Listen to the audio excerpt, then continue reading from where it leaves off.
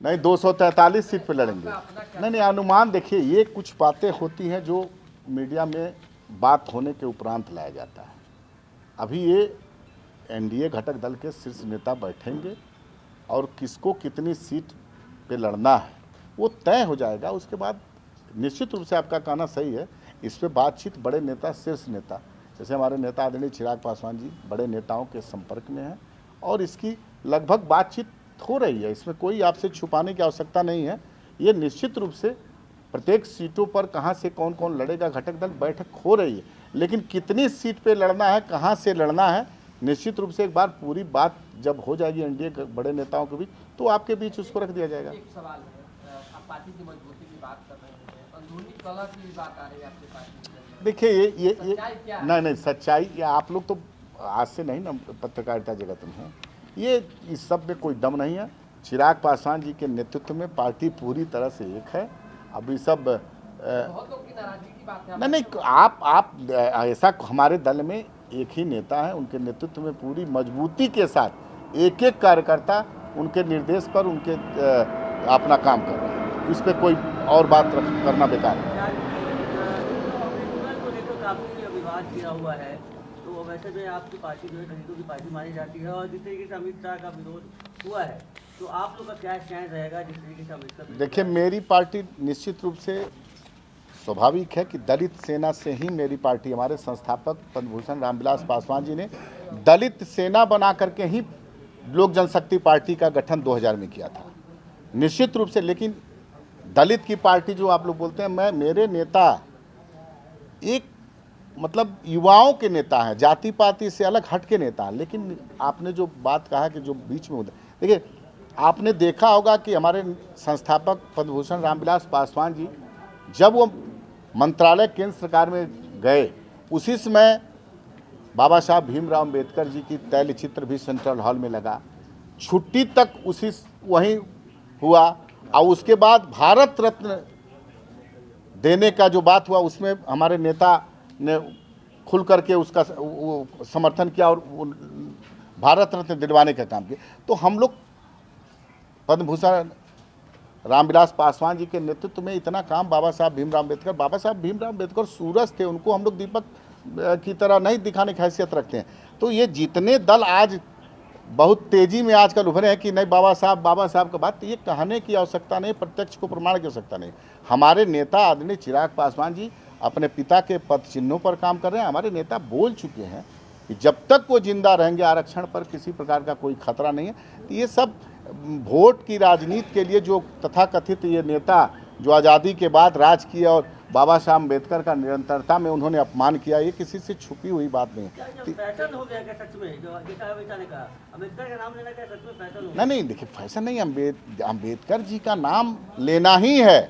बिना उनके नाम से संविधान निर्माता, बिना उनके नाम से राजनीति की शुरुआत आप नहीं कर सकते हैं। अच्छा लालू जी, अमित शाह ने बीते दिन जो है ये बातें कही, नेतृत्व तय होगा समय पे। चिराग पासवान ने राज्य की राजनीति में आने की बात कही है, इच्छा जताई है, आप लोग कहाँ देख रहे हैं चिराग पासवान? नहीं, आप चिराग पासवान जी निश्चित रूप से अभी कहीं अपनी इच्छा व्यक्त नहीं की है। लेकिन एज और कार्यकर्ता अगर पूछिएगा तो हमारे एक एक कार्यकर्ताओं की इच्छा कि चिराग पासवान जी मतलब बिहार के, लेकिन चिराग पासवान जी केंद्रीय मंत्री होने के बावजूद उसका एक अलग वो अपना काम करते हैं। लेकिन बिहार से उनका, बिहार के एक एक जगह से उनका एक अटूट रिश्ता है। अब बिहार की राजनीति से वो हमेशा जुड़े होते हैं। बिहार में इस पार्टी है हमारी, हमारे बिहार से अगर हटा दिया जाए तो हमारी पार्टी की कल्पना नहीं की जा सकती। राज्य की राजनीति में एक्टिव होते हैं तो मुख्यमंत्री देखेंगे। आप देखिए ये बात, अभी देखिए गठबंधन की एक मर्यादा है। अब कार्यकर्ता कैसे से पूछेंगे तो हम कहाँ चाहेंगे कि मेरे ना मुख्यमंत्री मेरा प्रधानमंत्री, लेकिन एक गठबंधन की मर्यादा है।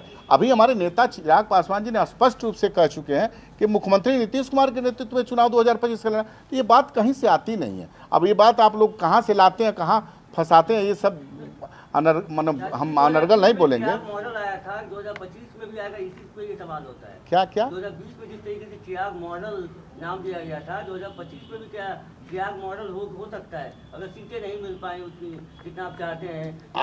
अब अगर मगर पे बात मत करिए। अभी एनडीए पूरी तरह से एकजुट है और जिस तरह से लोकसभा के चुनाव में बहुत अच्छे वातावरण में, माहौल में सीटों का बंटवारा हुआ और 100% स्ट्राइक रेट्स के साथ लोक जनशक्ति पार्टी रामविलास ने अपना प्रदर्शन किया, उसी तरह से आने वाले विधानसभा के चुनाव में भी बहुत अच्छे माहौल में, वातावरण में एनडीए का बंटवारा सीटों का हो जाएगा और लोकसभा रामविलास 100% स्ट्राइक रेट के साथ विधानसभा भी चुनाव अपना प्रदर्शन करेगी। दिल्ली में विधानसभा के चुनाव होने वाले हैं, पिछली बार लोजपा एक सीट पे लड़ी, तो क्या इस बार लोजपा एनडीए के साथ लड़ी थी? तो इस बार जो लोकसभा चुनाव, विधानसभा के चुनाव होने वाले हैं, उसमें लोजपा लड़ेगी? नहीं, निश्चित रूप से दिल्ली की बात तो मैं नहीं बता सकता हूँ, लेकिन जहाँ तक हमको पता है, आपकी बात बता रहे हैं, तो वहाँ भी हमारे नेता के संपर्क में वहाँ से विधानसभा चुनाव में बड़े नेता एनडीए की बात हो रही है और निश्चित रूप से उम्मीद हम लोग करते हैं कि दिल्ली में पिछले बार की तरह इस बार भी हम लोग को सीट मिलेगी और लोजपा चुनाव लड़ेगी। पत्रकार बंधुओं को स्वागत है, अभिनंदन आज की प्रेस वार्ता में, और आने वाले 9 वर्ष की भी अग्रिम शुभकामना आप सभी लोगों को है। आज आप लोगों को हम लोग के वन व्हीलर रोड कार्यालय में प्रेस वार्ता के लिए बुलाया गया। इसमें 2, 4, 5 बिंदु जो मेरे पार्टी का भी चल रहा है उसको मैं बताना चाहता हूं। अभी जैसे हमारे पार्टी का संगठन और आने वाले चुनाव में विधानसभा को लेकर के इस पे विशेष ध्यान राष्ट्रीय अध्यक्ष आदरणीय चिराग पासवान जी के निर्देशानुसार हम लोग प्रमंडल प्रभारी नियुक्त किए हैं और सभी हमारे प्रदेश के बड़े नेता लोग सभी जिलों में संगठन की समीक्षा के साथ साथ सीटों का भी लगभग जो हम लोग अपना एक इंटरनल तैयारी, वैसे तो तैयारी मेरी 243 की है, उस पर भी हमारी पार्टी काम कर रही है और निश्चित रूप से दिन प्रतिदिन जिस हिसाब से नेता आदरणीय चिराग पासवान जी के नेतृत्व में संगठन दिन प्रतिदिन और धारदार हो रहा है और ज़्यादा संगठन में उत्साह हो रहा है, उस पर पार्टी निरंतरता में काम कर रही है। इसी क्रम में आपने देखा होगा कि ज्वाइंट पूरे एनडीए घटक दल के सभी प्रदेश अध्यक्षों की एक यात्रा निकलने वाली है 15 जनवरी से पश्चिमी चंपारण बगहा, जहां से आपने देखा होगा कि मुख्यमंत्री, यशस्वी मुख्यमंत्री बिहार के जब भी यात्रा निकालते हैं तो वो वाल्मीकि नगर, बगहा पुलिस जिला है, वहाँ से यात्रा निकालते हैं।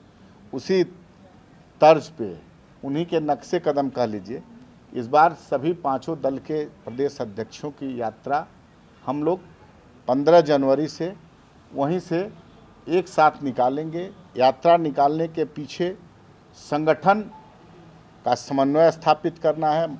जैसे कि मान लीजिए चुनाव के दरमियान गठबंधन के बैठक जो शुरू होती है तो पार्टी के सभी शीर्ष नेताओं ने यह निर्देशित किया है प्रदेश अध्यक्ष को कि प्रदेश अध्यक्ष जी लोग जाएं और वहां पर जो भी हमारे विधायक हैं, माननीय जो भी हमारे जिला अध्यक्ष हैं, सभी माननीय सांसद, माननीय प्रभारी मंत्री, सब लोग वहां पे रहेंगे और सभी बूथ स्तर तक के कार्यकर्ता रहेंगे। एक बड़ा कार्यक्रम होगा, 5 दल के सामूहिक, तो उसकी बैठक करेंगे और कैसे आने वाले 2025 का चुनाव में जो हम लोग का लक्ष्य है 225 सीट जीतने का, उस पे हम लोग अभी से मजबूती से कार्यकर्ताओं का समन्वय स्थापित करके काम करना।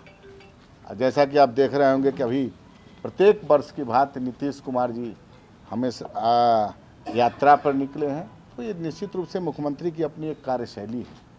वो यात्रा करने का उनका मुख्य उद्देश्य आपको तो पता ही है कि ज़मीन पे, धरातल पे, गांव स्तर पे रुकना होता है, उनका गांव से फीडबैक लेना होता है, ले करके उसको जो कमियां होती हैं उसको अपने समीक्षा करके उसको सुधारना। तो ये सब बहुत सारे काम एनडीए घटक दल के अभी नीतीश कुमार जी के नेतृत्व में हम लोग काम कर रहे हैं और निश्चित रूप से चिराग पासवान जी ने जैसे हम लोग को संगठन की जो जिम्मेदारी दी है, तो अभी हमारे प्रमंडल स्तरीय बैठक हो रही है। हमारे देखे होंगे आप बीते कुछ दिनों में हमारे राष्ट्रीय अध्यक्ष आदरणीय चिराग पासवान जी, बहुत सारे लोग बिहारी फर्स्ट विजन से प्रभावित होकर के हमारे दल में सदस्यता ग्रहण कर रहे हैं। बड़े अच्छे लोग, समाज सेवी लोग हैं, कुछ पुराने पूर्व विधायक हैं, पुराने पॉलिटिशियन हैं, बहुत सारे लोग।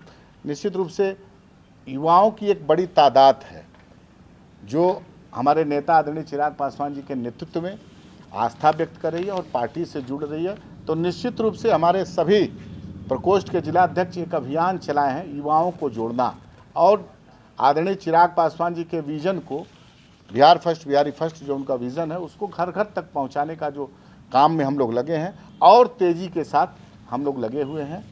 और इसी क्रम में संगठन का हो ही गया तो ये सब बहुत सारे काम चल रहे हैं। यही मेन उद्देश्य था पार्टी का, आप लोगों के बीच बात करना। और बहुत दिनों से प्रेस आप लोगों के बीच मुखातिब नहीं हुए थे हम लोग, तो मुखातिब होना भी है। निरंतरता में आप लोगों के माध्यम से संदेश भी जाता है आप लोग से।